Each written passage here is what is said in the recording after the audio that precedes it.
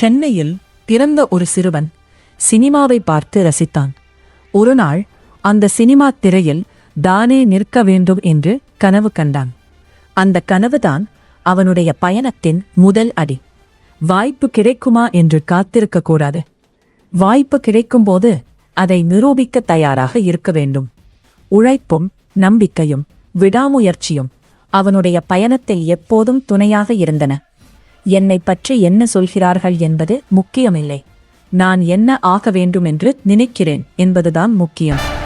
ஒரு நாள் அந்த உழைப்புக்கான பதில் கிடைத்தது. ஒரு இளம் நடிகன் மெல்ல மெல்ல ரசிகர்களின் மனதில் இடம் பிடிக்கத் தொடங்கினான். ரசிகர்கள் என்னை உயர்த்தினார்கள், அந்த அன்பை நான் எப்போதும் மறக்க மாட்டேன்.